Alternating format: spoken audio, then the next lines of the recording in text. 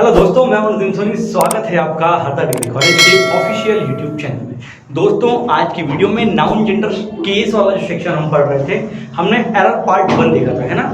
आज हम error part 2 देखेंगे और बहुत इंपॉर्टेंट ये वीडियो होने वाला है आने वाली अपकमिंग एग्जाम्स के रिगार्डिंग, क्योंकि सीईटी 2021 की डेट्स भी हमको मिल चुकी हैं और बैंक के एग्जाम और जो एसएससी एग्जाम सारी डेट्स, इवन संविदा वर्ग 3 की डेट भी हमें मिल चुकी है। मेरे जो जेल प्रहरी के भाई बहन है वो भी अपनी डेट जानते हैं। व्यापम ने भी कैलेंडर जारी किया है, थोड़ा बहुत ऊपर नीचे में भी पॉसिबल हो सकता है, बट आप तैयारी रखें। You have to pull your socks, है ना, and keep yourself ready for this.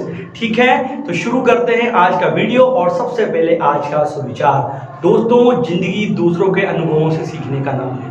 दूसरों के अनुभवों से सीखिए, क्योंकि आप इतना लंबा कभी नहीं जी सकते कि सारा काम खुद कर सके। जानते हैं ना कि दूसरों से अनुभवों से सीखने का नाम जिंदगी है, क्योंकि हर गलती को करके नहीं देखा जा सकता। तो शुरुआत करते हैं आज की वीडियो की। हम जानते हैं हमारा जो सेक्शन चल रहा है वो है नाउन जेंडर एंड कीज। ठीक है, तो क्वेश्चन नंबर 1 रहा आपकी स्क्रीन पर ये। I postponed him going to Bhopal tonight. Tonight यानी आज रात्रि, है ना। टुनाइट यानी आज रात्रि, tonight, as I wanted him to deal with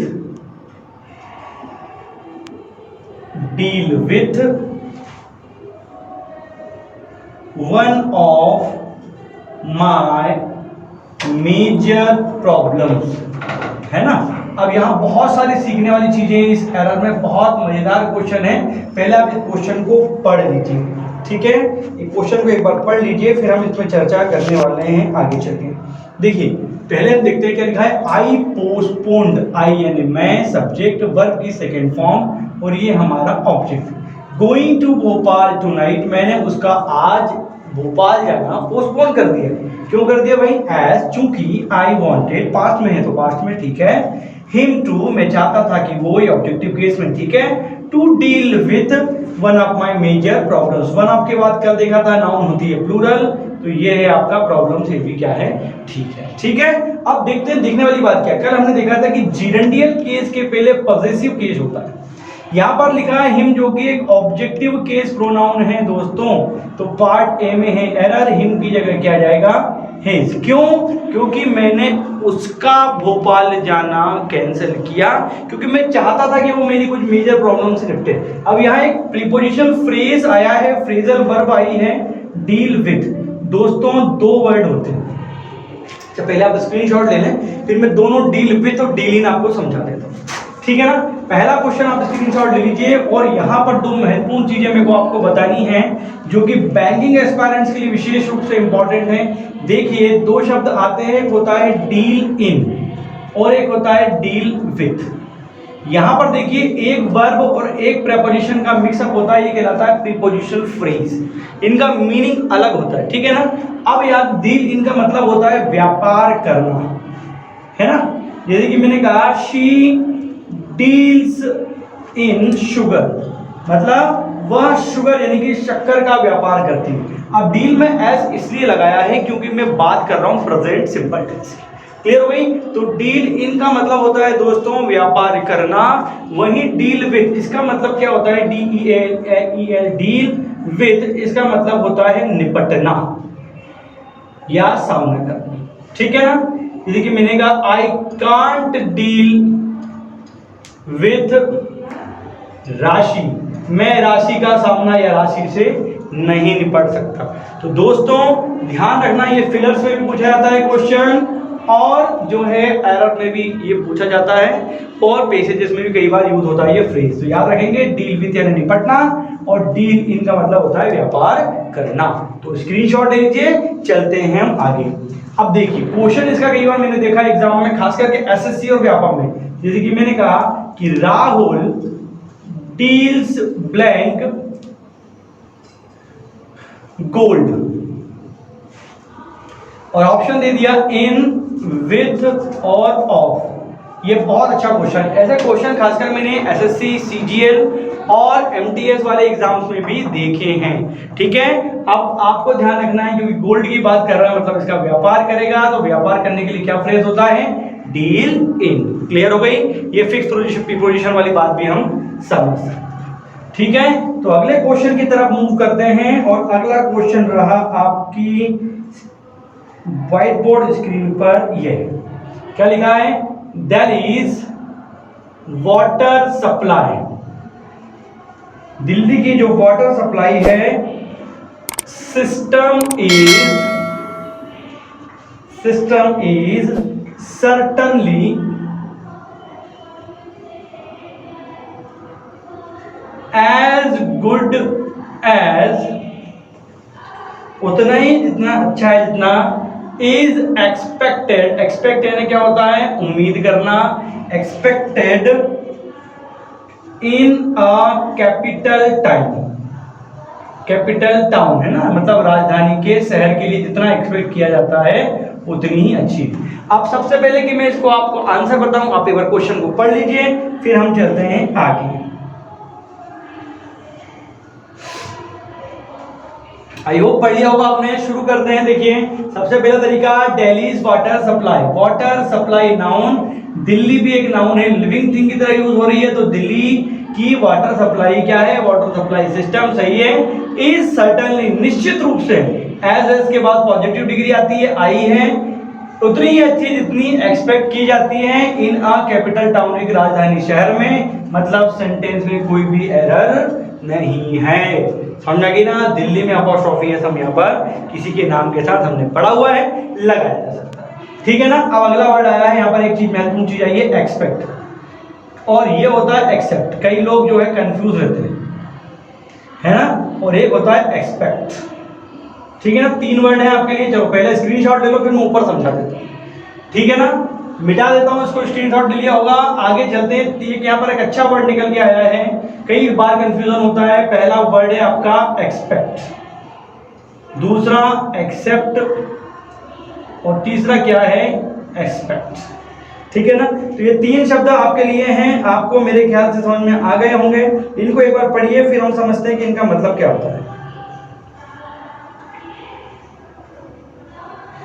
ठीक है, सबसे पहले बात करते हैं, क्या लिखा? एक्सपेक्ट, मतलब अनुमान लगाना, है ना? मतलब ये क्या करते हैं अपन यहाँ पर? अनुमान लगाते हैं, इसी कल्पना करते हैं कि भैया ये चीज एक्सपेक्ट कर रहा था हमें, पूर्वानुमान जिस प्रकार का हम किसी चीज को लेकर लगाते हैं, या ऐसी उम्मीद हम रखते हैं किसी चीज से। तो यहाँ पर क्या होता है? इसका मतलब क्या हुआ आपका? उम्मीद रखना, है ना? या जैसे होता है ना, ऐसे मेरे को लगता है कि भाई मैं एक्सपेक्ट करता हूँ तुमसे कि तुम ऐसा करो, उम्मीद करना। दूसरा एक्सेप्ट, इसका मतलब होता है स्वीकार करना। क्या मतलब होता है? स्वीकार करना। ये एक्सपेक्ट है, देखिए ऐसा लिखेंगे, एक्सपेक्ट, और ये देखिए क्या लिखेंगे आप इसको अपन? एक्सेप्ट। साउंड भी अलग अलग है, पर लोग अक्सर कंफ्यूज होते हैं। और तीसरा है आपका एस्पेक्ट। क्या वर्ड आया यहाँ पर आपका? एस्पेक्ट। सिमिलर साउंड वाले वर्ड हैं। यहाँ होता है आपका पहलू, कि भैया इस जो है परियोजना का कौन सा पहलू हम नहीं छुपा है ना? कौन सा एक्सपेक्ट है जो हमको नहीं पता है। तो देखिएगा दोस्तों, 3 वर्ड है, पहला एक्सेप्ट, दूसरा एक्सेप्ट, और तीसरा expect. Expect, aspect, expect, accept और एस्पेक्ट। मैंने हिंदी में भी लिख दिया सो दैट आप अच्छे से प्रोनाउंशिएट कर पाए। इन तीनों के मीनिंग आपको समझ में आ गए होंगे। एक्सपेक्ट यानी उम्मीद रखना। कई बार जो महिलाएं जब गर्भवती होती है वो तो एक्सपेक्ट कर रही है ना, मतलब उम्मीद से। ठीक है। एक्सेप्ट करना यानी कि स्वीकार करना, मैंने कहा आई एक्सेप्ट योर प्रपोजल, आपके प्रपोजल को स्वीकार करता हूं। और एस्पेक्ट, मैंने कहा what are the aspects of your scheme, है ना, या योर प्लान, तुम्हारे प्लान के क्या क्या पहलू हैं, है ना, that are not known to me, जो मेरे को नहीं पता है। ठीक है, तो अगले क्वेश्चन की तरफ चलते हैं। उम्मीद करता हूं आपने स्क्रीनशॉट ले लिया होगा, मैंने वैसे बिना पूछे मिटा दिया है, तो आप उसको पॉज करके ले लीजिएगा। ठीक है, अगले क्वेश्चन की तरफ हम चलते हैं और अगला क्वेश्चन है आपकी व्हाइट बोर्ड स्क्रीन पर रहा ये, many a man's life, many a man's life is in danger, खतरे में है। क्या बात है भाई, क्या हो गया, कोरोना से बढ़ के कुछ आ गया क्या? आजकल तो सबसे बड़ा खतरा क्या है, कोरोना ही है। इफ, यदि the government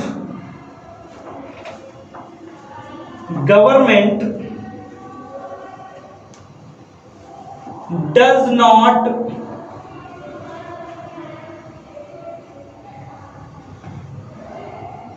take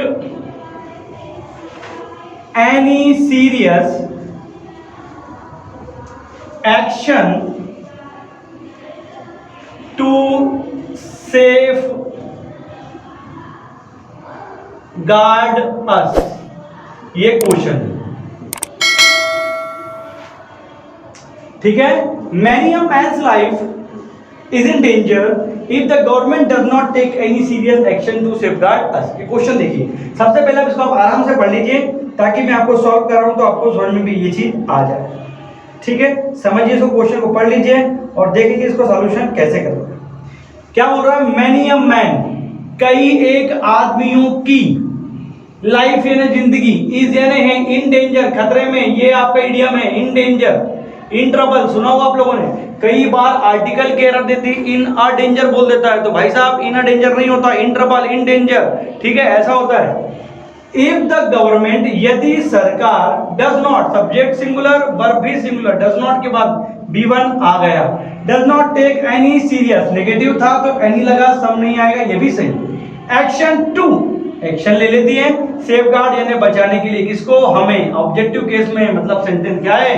no error. यहां पर ढूंढने से भी हमको कोई एरर नहीं मिली। वो बोलना चाह रहा है कि कई एक लोगों, मैनी आ के बाद नाउन हमेशा सिंगुलर होती है। मैन लिखा है एमएन, एमएन नहीं होए, अगर एमएन होता तो वो गलत होता। यहां पर टॉपिक लगा, ह्यूमन बीइंग के साथ लगा सकते हैं। लाइफ इज इन डेंजर, खतरे में है, if the government does not take any serious action to safeguard us, अगर गवर्नमेंट हमें बचाने के लिए, हमारी सुरक्षा करने के लिए कोई सीरियस एक्शन नहीं लेती है। सीधी सी बात है यार, कोरोना भी चल रही है, गवर्नमेंट अगर प्रोटेक्ट नहीं करती, पहले लॉकडाउन नहीं होता तो ये पेंडेमिक, एपिडेमिक और पेंडेमिक अलग अलग है, जानते होंगे आप। ये पेंडेमिक जो विश्वव्यापी स्तर पर फैली हुई है, ठीक है ना, तो और भयंकर और विकराल रूप धारण कर सकती थी। तो ले लीजिए स्क्रीनशॉट, चलते हैं आगे अगले क्वेश्चन की तरफ, और जो कि आपकी व्हाइट बोर्ड स्क्रीन पर आने वाला है अब।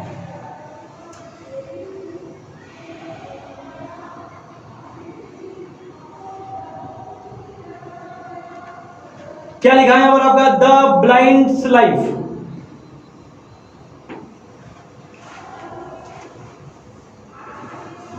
इज रियली, रियली यानी वास्तव में, वेरी मिजरेबल, मिजरेबल मतलब क्या होता है? दुखी, बड़ी कष्टप्रद होती है भाई, सीधी सी बात है यार, है ना। बिकॉज, क्योंकि, क्यों थी भैया बता रहे हैं ये, बिकॉज दे कांट सी, देख नहीं सकते हैं, ये सी, वॉच, लुक, बिहोल्ड, ये सारे अंतर मैं आपको बताऊंगा। They can't see what happens around them, कि उनके चारों ओर क्या हो रहा है ये वो देख नहीं सकते। तो जैसे कि मैंने आपको बताया, कोई भी एरर सॉल्व करनी है उससे पहले उसको 2 बार ध्यान से पढ़िए, तो पढ़िए, आपके लिए समय दिया जाता है।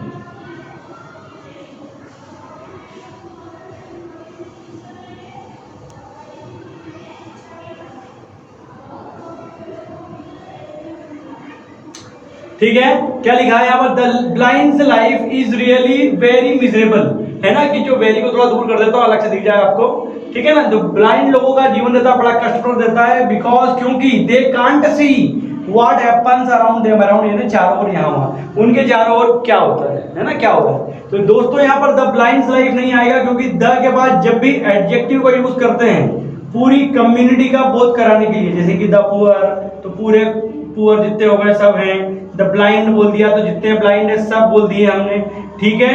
ऐसी स्थिति में ये नाउन हो जाती है, यहाँ पर एक एडजेक्टिव जो है पूरी क्लास से पूरी कम्युनिटी का बोध कराता है, और ऐसी स्थिति में इन्हें प्लूरल माना जाता है, ठीक है। और ऐसी स्थिति में इनके साथ कभी भी अपॉस्ट्रोफी एस का प्रयोग नहीं किया जाता है। तो अगर मैं यहाँ पर बोलूं द पुअर्स लाइफ, तो ये भी गलत है। कैसा आएगा यहाँ पर आपका? The life of the poor, गरीबों का जीवन। या the life of the rich, the life of the blind. ठीक है, तो द के साथ जैसे कि रिच हुआ, पुअर हुआ, ब्लाइंड हुआ, ये जब भी आते हैं और पूरी कम्युनिटी का बोध कराते हैं, तो ऐसी स्थिति में दोस्तों इनके साथ हम अपॉस्ट्रोफी एस का प्रयोग नहीं करते हैं। तो अब रुक जाता हूँ, याद में है, ध्यान में है मेरे कि आप ले लीजिए स्क्रीनशॉट। कोई कई लोग मेरे वीडियोस पे कमेंट करते हैं सर आपको पता नहीं किस बात की जल्दी रहती है। तो मेरे दोस्तों, मेरे भाइयों बहनों, आप आराम से स्क्रीनशॉट ले लीजिए।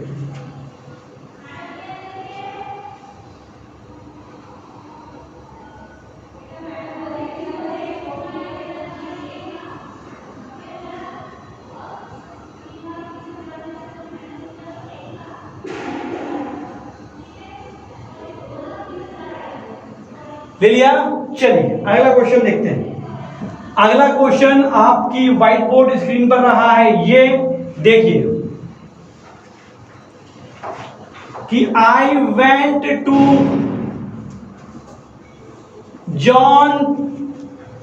Johns and Mary's house yesterday but found the couple यानी क्या होता है, जोड़ा है ना, एब्सेंट, युगल बोलते हैं है ना हिंदी में, अगर बोले युगल, जोड़ा, दंपत्ति। अब देखिए क्या बोलना चाह रहा है कि भैया मैं जो है पढ़ लिया। अच्छा आप पढ़ लीजिए, आराम से पढ़ लीजिए, फिर सॉल्व करेंगे। पढ़ लीजिए बड़े आराम से कि क्या लिखा है। I went to, I subject verb की second form, to John's and Mary's house. House क्यों, होम बोल लो यार, घर बोल रहा है, दोनों हस्बैंड वाइफ रहना है तो होम बोल लेते। चलो थोड़ा और अच्छे से बोलो। हाउस यानी जानते हैं ना मकान, और होम यानी घर, जहाँ पर हम रहते हैं। उनके घर गया था यस्टरडे यानी कि कल, बट फाउंड, फाइंड की सेकंड फॉर्म, फाउंड पाया, द कपल एब्सेंट, लेकिन वो लोग वहां नहीं थे। अब यहाँ देखिए, यहाँ पर साफ साफ चिल्ला चिल्ला के गला फाड़ फाड़ के हमको बताया जा रहा है कि John and Mary are husband and wife, husband wife हैं। अब क्योंकि वो हस्बैंड वाइफ है और एक ही घर में रह रहे हैं, लड़ाई भिड़ा कुछ नहीं, तलाक वाला कुछ भी नहीं हुआ है, तो ऐसी स्थिति में जब दो नाउन आपस में को रिलेटेड हों, आपस में संबंध रखते हों, तो अपॉस्ट्रोफी एस का प्रयोग रूल मैंने बताया था। जिन्होंने नहीं देखा है, नहीं सुना है, नहीं पढ़ा है, प्रीवियस वीडियो की लिंक डिस्क्रिप्शन बॉक्स में है, वहां जाएं, वीडियो देखें और नियम को समझें कि जब दो नाउन आपस में जुड़ी हों, को रिलेटेड हों, संबंध रखती हों, तो अपॉस्ट्रोफी एस का प्रयोग बाद वाली नाउन पे होता है। तो जॉन का अपॉस्ट्रोफी एस की यहाँ पर जरूरत नहीं थी। It should be John and Mary's home. ठीक है, तो यहाँ पर एरर कौन से पार्ट में मिली हमको? क्वेश्चन नंबर, ये जो हमारा नंबर आप याद रखिएगा, बी पार्ट में एरर मिली, क्योंकि दोनों नाउन आपस में कोरिलेटेड थी। फटाफट ले लेंगे स्क्रीनशॉट ताकि भविष्य में भी इसको याद हम रख सकें। अब अगला क्वेश्चन है जो कि आज का आखिरी क्वेश्चन है दोस्तों, जो आपके लिए है। देखिए,